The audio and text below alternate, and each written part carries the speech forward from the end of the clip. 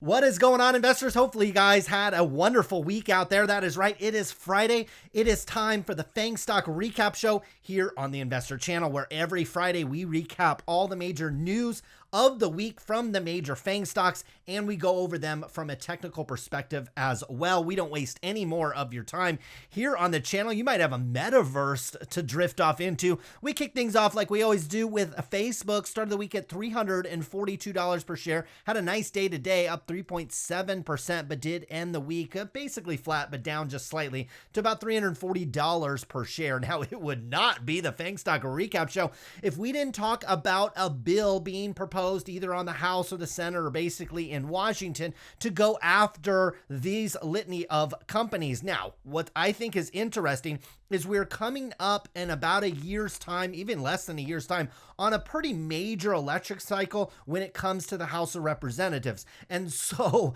look, these senators and House members are running out of time to actually get something done. I think that they have the political willpower to get these bills done. Most of them happen to be bipartisan efforts, but nothing is getting done. And so part of me thinks that maybe all this stuff is just kind of a dog and pony show to kind of show voters and get press releases out there that they're actually working. But the odds of them actually passing one of these bills in the next, call it 6 to 8 months, I don't know. Maybe you can leave me down in a comment down below what you think. Now, a new House bill is coming after the internet companies like Facebook, like Meta, and they're going after their algorithms now. I thought this was interesting. So this is a bipartisan bill that is essentially going to try to allow you to use Facebook, allow you to use Twitter, Pinterest, any of the number of these sites without the use of a quote algorithm, like it's some mean and nasty thing. I tell you what, I guarantee you none of these senators or none of these House members have any clue what an algorithm is. They don't have any clue how to regulate this. So even if a bill like this passes, guarantee you the computer scientists at Facebook would be able to skirt around those laws.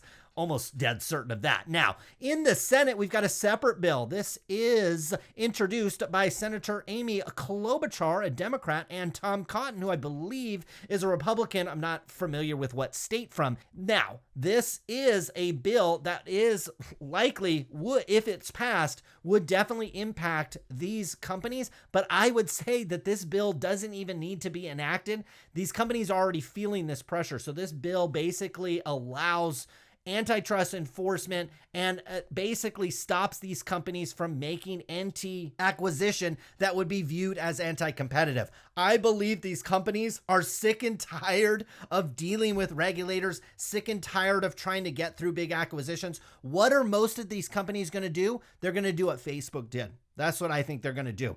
They're going to say, hey, we got our head in the clouds. We're going to think about this big idea 10 years down the road. It doesn't even exist yet. That's what we're going to invest our money and time in. We can't go by Pinterest. We can't go by Snapchat. We can't go by TikTok. So because we can't spend all our profits on that, we're going to reinvest it in some innovation.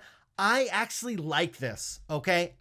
Sure, as a shareholder of Facebook, would I love it if they could just absorb every single social media company out there? Yeah, that'd be awesome as a shareholder. I mean, talk about an easy way to pick who's going to win a gold medal in social media. Well, obviously Facebook. I think it's probably that way anyways, but if they could just buy up every other social media stock, well, yeah, it'd be a freaking amazing investment, okay? They're not going to be allowed to do that, and so they're going to have to invest their money in something new, something fresh. I actually like that. I think for innovation's sake, I actually like that. Not that I support a ton of regulation. I don't necessarily think this bill would make any difference whether it gets passed or not. These companies are already feeling this heat. But if it's something that is passed, these companies have a boatload of money and they're going to invest it in innovation if they can't acquire all the other companies. Now, Meta and Facebook are going to partner with Disney, Star Wars, Marvel for more ad deals. So this was interesting. I thought this was a good combination. So obviously Facebook owns this Oculus Quest device. This is a VR headset. Star Wars is coming out a game for that. I'm sure it's well suited for that type of platform. Well, Facebook is going to put these and set these up in Disneyland's downtown Disney district from November 21st to January 5th. So I think that's cool. Talk about all the foot traffic traffic that will go through and put on these Oculus devices. I'll be honest with you, I've never had one on, but if I was in Disneyland and I could maybe put one on, it might be maybe in today's health environment, I wouldn't be really excited about it, but I certainly could probably do that at an event like that. Now, correspondingly, Facebook, aka Meta, will run commercials across Disney-owned outlets like ABC, ESPN, Hulu,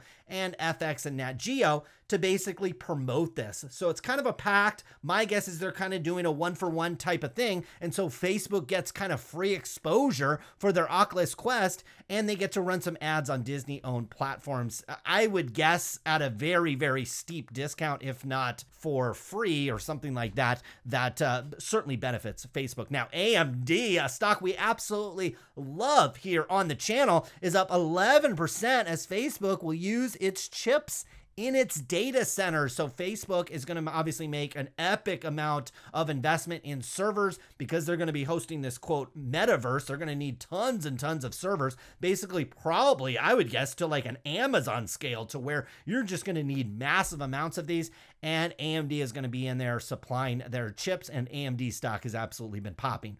Moving on to Apple, start of the week at about 150, end of the week right there, right at 150. We'll talk about that from a technical perspective as well. Now, Qualcomm, a video I think we did last week or the week before, they gained this week, and it was from a technical perspective as well, as a court rejected Apple's request to a patent case. This is basically just corporate lawyers getting rich, okay? We had a case, this was ruled upon, Apple keeps trying to appeal it, and it keeps getting thrown out, and that's basically what we see in that sense. Now, Apple's CEO, Tim Cook, says he owns some crypto. I wonder which ones he owns, and he has been interested in it for a while. He went on to say, though, is, quote, I wouldn't go invest in crypto, not because I wouldn't invest my own money, but because I don't think people buy Apple stock to get exposure to crypto. So that was on an answer whether or not Apple, much like Tesla and Square and MicroStrategy and many companies out there that are putting Bitcoin on their balance sheet for any number of different reasons, Tim Cook basically indicated that Apple will not be doing that, at least in the shorter term. Now, moving on to Amazon. It started the week at about $3,573. Ended about there, okay, from a rounding perspective, very, very close, $3,525 per share. Now, the big news, I mean, we're talking big, gigantic news of the week from Amazon really was tied to Rivian. So Rivian went public, has this massive, like $100-some-odd billion valuation. Stock started at, IPO'd at 78, ticked immediately up to about $100, $110, end of the week at about $130 per share. I do believe, off the top of my head, Amazon owns about a 20% stake in Rivian. Now, what they are expecting is eventually to deliver some trucks over at Rivian. And in Amazon case, they're expected to deliver 100,000 electric vans for Amazon by 2030. So they got about 8 years or so, really actually 7 years to go for Rivian in order to deliver 100,000 delivery vans. My guess, without knowing any better, this company with the financial backing that they have now will likely be able to meet that target, especially on the delivery vans, which is kind of one type of vehicle and not maybe as complex as trying to make 2 or 3 vehicles for a given client. Now, Affirm Holdings, a lot of payment news when it came to Amazon this week. So Affirm Holdings stock, it bounced after earnings after expanding its Amazon pack. So if you recall, a couple months ago, Amazon and Affirm announced that Affirm was now available on Amazon's website for a lot of different purchases. Well, that expanded it to now basically all purchases, $50 or more on Amazon. This is here in the United States, and it will be the exclusive. And when I'm saying it, I'm referring to Affirm, will be the exclusive buy now, pay later service on Amazon through January 2023. And even after that, Affirm will have some kind of say on whether or not Amazon is able to pick up other partners for this, maybe like a PayPal, maybe like Square's offering that they're starting to bring up. So interesting on the payment front, certainly helped Affirm stock to a certain degree. Now, PayPal, not sitting on the sidelines, they are allowing their Venmo users to be able to pay with Venmo on Amazon.com starting in 2022. Now, Amazon is considering renaming for its ad-supported IMB IMDb TV. And this is one of the reasons why they're thinking about renaming it. Is IMDb TV is a total mouthful, okay? And so they're thinking about renaming it. It's basically, I didn't know this existed, but it's basically an ad-supported free TV option out there, and they're thinking about renaming it. I think that would be a good idea considering I stumbled over it twice here on the video. Amazon is said to be in talks to settle with EU antitrust investigators. This is ultimately what comes at, this is why when we talk about, hey, you know, Senator Klobuchar and Tom Cotton are coming after Amazon. Well, we've got an important re-election coming. So one of the ways you can get these companies to throw, you know, you wonder why all these FANG stocks donate all their monies to these candidates, and particularly one side. It's because they threaten constantly to regulate them, but then they get a little bit of money right before re-election, and all of a sudden that bill, this is why I don't think we've seen a lot of bills being passed, because I think they threaten it. And that's a way to raise money. Okay, this is a common tactic with politicians, is you threaten to do something for decades sometimes. I mean, you look at this country, there's like 2 or 3 major issues that if people have fought about for decades. Why don't they ever solve it? Because it would take away that money flow. And so this is what regulators ultimately want, is cash. Amazon knows this. All these companies know this. They like to fight tooth and nail, get it down to the end. But what I thought about this EU is EU accused, this goes back to the EU originally accused Amazon of using its algorithm to boost its products. So Amazon's own products. So you search batteries on Amazon, and Amazon's algorithm naturally pushes Amazon basic batteries to the top. So it's boosting it artificially over its rivals, although the antitrust authority is having problems understanding how the algorithm at Amazon actually works. And so these people have absolutely no idea how these things work. That's why if they pass some kind of algorithm law, it's not going to do anything. These guys literally have no idea. They think they know, or they get some info on how it works, but it's really not at all how it works. And so Amazon is looking to settle with the EU, even though they can't really figure out what Amazon is doing. So I think Amazon is, in its own way, getting out in front of those things. Moving on to NVIDIA, start of the week, really interesting, at 303, ended at 303. If you recall, if we expand this out just a little bit, NVIDIA has just been popping, okay? And so for it to flag out sideways over the last couple of days, actually not that big of a deal. When you look at the chart of like Tesla, it's come straight down. And so the fact that NVIDIA was able to hold this upper channel level, ooh, that's really bullish, honestly. NVIDIA so far ahead of its rivals, it's not even close. That's according to Rosenblatt, and they boosted their price target over at NVIDIA to $400 per share. And again, the stock is trading currently about $300 per share. NVIDIA's CEO was highlighting the Omniverse over at this event that they were at. They were essentially at a conference this last week, and the NVIDIA CEO gave a keynote. He talked about a specific use case for kind of the Omniverse, and that is BMW is building a digital twin factory at 3 projects on the Omniverse system. So this Omniverse system is an NVIDIA platform that has currently been downloaded by over 70,000 developers and over 500 companies. And we talked about this last week here on the FANG Stock Recap Show. I think this was a $9,000 license for this. And so with this many developers, this many companies, you can start to do the math, like high margin software business that NVIDIA is starting to get into. And basically companies like BMW are building like digital factories on there, I think kind of just for prototype uses. And so we'll see what happens there. Now, moving on to Google, start of the week at 2,995. I don't know if I'll ever call Facebook Meta, considering I don't even call Google Alphabet. So we'll see how that, matures over the years. But Google, aka Alphabet, start of the week at about 2,995, briefly ticked a little higher than that. Ended down the week a little bit. We'll talk about this from a technical perspective. This is kind of a hard one. We'll see what happens with Google. Now, welcome to the club. Alphabet/Google topped that $2 trillion market cap for the first time. Anytime this stock gets over about $3,000, it's in that $2 trillion market cap. They join Microsoft, Apple, and Saudi's Aramco as the companies that have breached that $2 trillion market cap. Moving on to Microsoft, started the week at 335, ended flat, 336, was down a little lower than that early in the week, but bounced back nicely. But Microsoft is being really quiet. Okay, yes, they just released a new version of Windows, and that's potentially why there's not a lot of news, but they're being really quiet now that they're basically the world's most valuable company. I like that strategy considering the political environment we've got coming up probably over the next 6 months. I mean, things are going to get super heated politically here in this country over the next 6 to 8 months or so.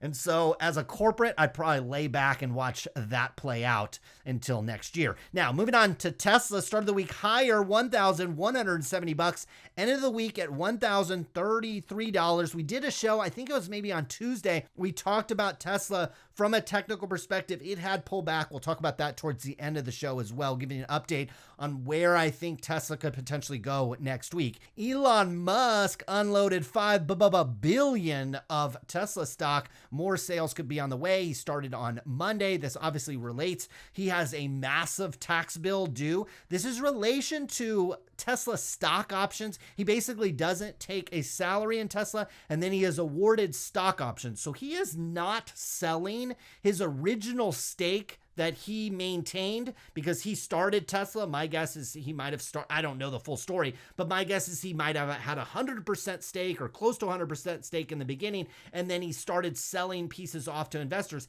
He still is maintaining his regular stake, but as the CEO, as the person kind of running the show over there, well, he is entitled to certain stock options based on performance of Tesla stock, and he has been granted so many of them that he owes, I think, the federal government in excess of $13 billion. I mean, can you believe that? $13 billion? Hello. That would be an absolute painful, I mean, a really painful check to write, but certainly would be pretty amazing if you were able to do that. Now, he started unloading shares on Monday. He's done it Tuesday and Wednesday. Basically, when you have that many shares to unload, you can't really necessarily do it all in one day. He is moving through his stock. Here's another headline where he moved through another $700 million worth of stock. That's basically, pocket change to a man that is worth as much as he. Now, on to the news, specifically when it comes to Tesla cars. Tesla sold fewer China-made vehicles in October than the prior month. That was interesting because in September,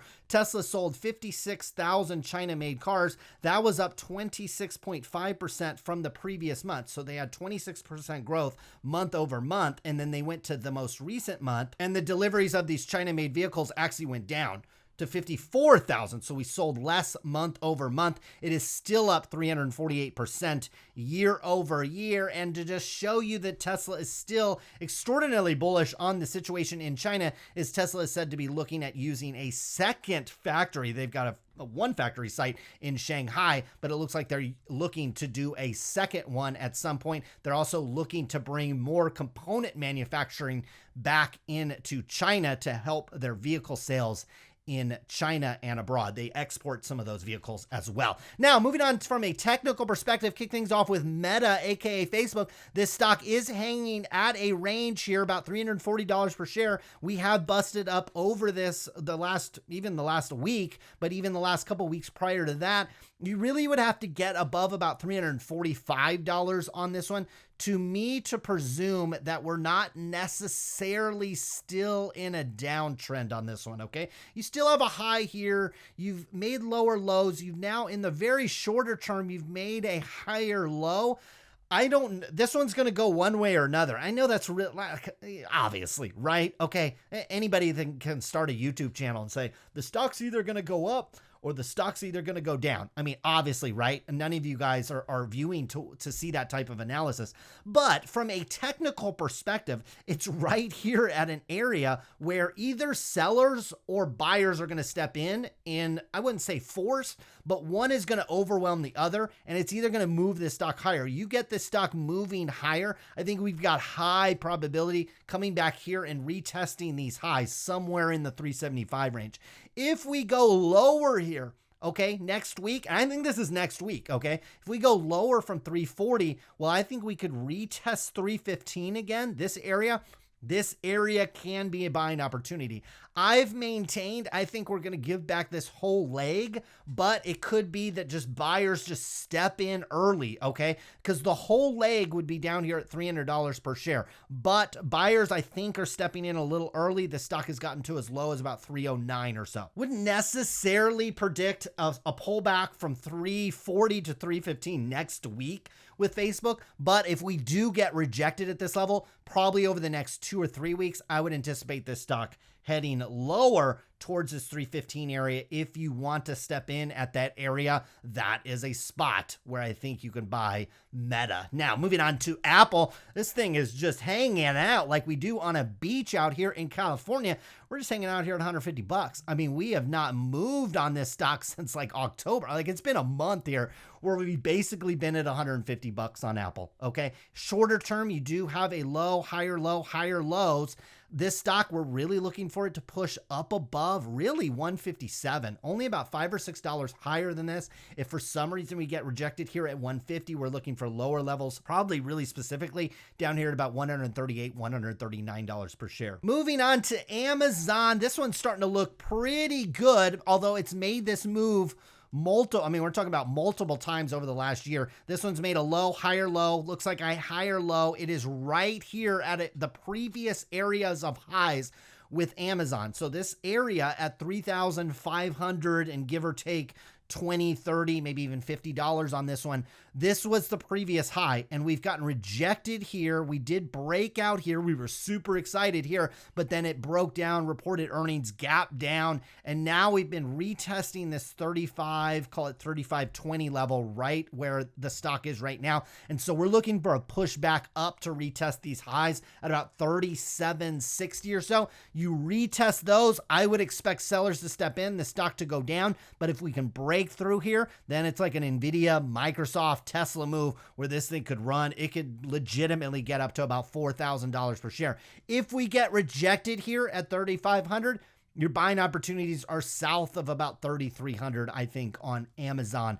Moving on to Nvidia, this one went straight up parabolic over the last few weeks. We talked about on here on the show, when we breach these all-time highs, we look for a mega run, and that's exactly what we got with Nvidia. It's exactly what we saw with Microsoft, exactly what we saw with Tesla as well, and Google's really been doing this for like a year as well. That's why we get excited when this happens, because literally the party can like just keep going. And so with Nvidia, man, with the tailwinds behind the metaverse, the tailwinds behind kind of PC computing chips, everything, well, Nvidia's got all of those boxes checked, and it flagged out up here at these levels, and the fact that it did not pull back is a good sign. Now, would I want to step in at these levels?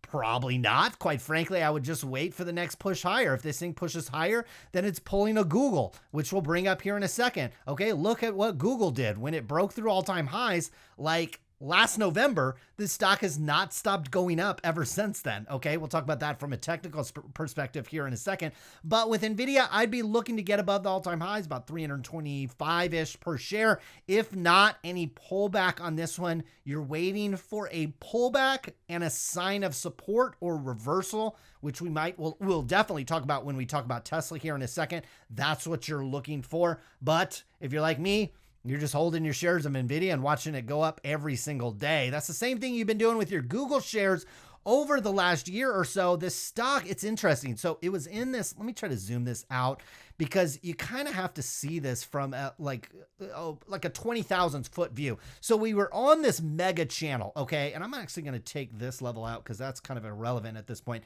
So we were on this big old mega uptrend with Google, and it finally broke this channel. And we've talked about how it's very normal to kind of back test this channel. And for a minute or two there, we've gotten back in this channel. And what that usually proves is this is kind of a fake out, but we're still hugging this bottom channel line. And so from a technical perspective, doesn't make me mega excited. It makes me think that we'll probably come back down at some point. It could just be, though, that this is one channel and this is a start of a second channel. I don't really know what to think with Google. I just know you hold on this stock. Their growth rate was the highest, I believe, among FANG, especially when you don't factor in Tesla. And it's just a company that I think has massive amount of tailwind behind it. Moving on to Microsoft, very similar to NVIDIA. Okay, this thing broke through all-time highs, just what we talked about, broke above 305. Once you broke above 305, it was off to the races.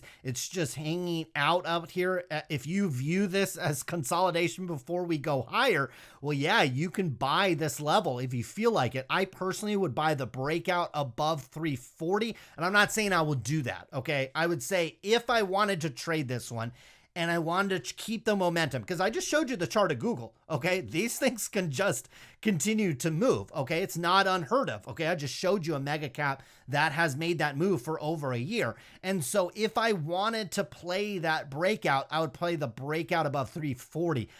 I'm not that type of investor. That's not my thing. I would play the pullback on this one. The deepest I'd see it go in the shorter term is back to 305. Any macro event, obviously these stocks can go down tremendously. So those are things you want to keep in mind. Now we got Tesla, which has done the pullback, okay? It pulled an NVIDIA.